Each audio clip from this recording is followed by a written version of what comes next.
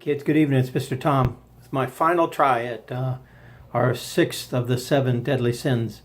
This week, it's anger. And anger is a very prominent sin. And it's very interesting. I've taped this a number of times and I've gone back and forth. I think there are many that believe there is a time for righteous anger, but anger, if it's not controlled and if it's not kept and nipped in the bud by the Holy Spirit, it definitely can become a deadly sin. Do we ever really have the right to be angry at anyone? I think the interesting part about anger is that I usually feel angry when things aren't going my way. I had prided myself on having an Irish temper when I was growing up, but now I realize that was just immature and it got me in more trouble than it got me out of. Many Christians will quote Ephesians 4:26, I believe it is, where Paul says, "Be angry and sin not."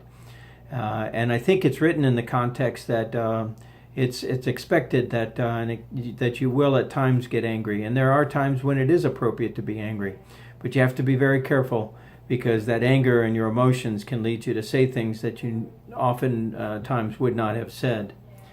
Some verses to keep in mind along with that is Jesus' Sermon on the Mount, where he raises the bar very high and says that he who is angry at a brother is guilty enough to go before the court.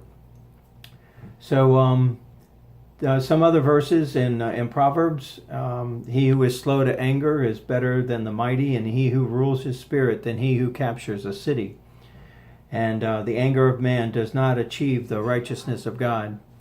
So that's probably the key verse, I would think. It doesn't achieve God's righteousness.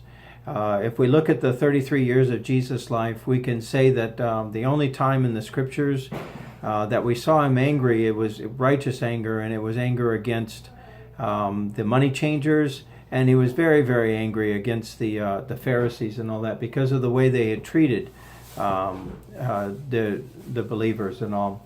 So keep that in mind. One of the things you really want to watch out for is being a friend to someone who has a wicked temper.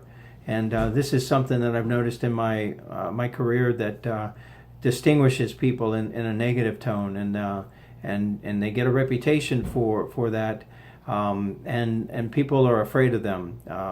And so oftentimes that will not work out well when like we're looking to hire somebody and we read or we hear that somebody has that, or someone has blown up at someone at an event, and it may not lead to fisticuffs, but it's still an inability to control yourself. And so that's really the key. Is as the Proverbs said, he who rules his spirit is better than he who captures a city. So in Sunday school class, I remember years ago as I was teaching this, there was a girl that was very surprised that anger was part of the deadly sins, and I kind of think that she looked at it to justify some of her actions. Now, one of the things that you might be counseled on, and you might have heard, is that anger, you don't want to bottle that up, and you don't want to keep that in. You need to let that out and express yourself. And I have found that I think that's a dangerous thing, because when you do that, you give the devil an opportunity to really mess some important relationships and all. So the most important thing to do with this sin and all the other sins is to take it to God. And when you feel really upset and when you feel angry at someone because of what they've done or they haven't done, ask God to help you, because there's nothing that has happened to you that didn't happen to Jesus as he hung on the cross. It's prominent throughout the scriptures.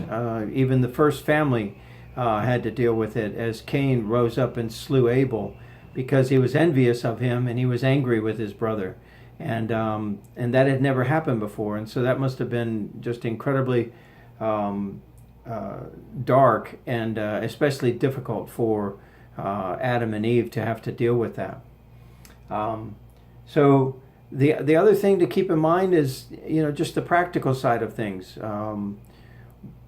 We will do things when we're angry, and we'll do things when we're tired that we wouldn't necessarily do if we had taken care of ourselves, taking care of it. One pastor used to call it doing temple maintenance and getting a good night's sleep. I travel overseas quite a bit, and when I come back and I have the jet lag for a couple of days, and actually even a week, I have to be very careful what I say and do and all, because I know that I'll be more prone to let something slip off the tongue. And it takes a long time to grow a relationship. I've been married 33 years, and I know that I can go many, many years of behaving myself and being careful with what I say, and then with the slip of a tongue, I can undo it. And God's not glorified in that, and the marriage is hurt, and it takes time then to rectify it. So don't let that happen. Don't let that happen, and start at an early age to ask God to help you to deal with that. All right. Well, you have a good week.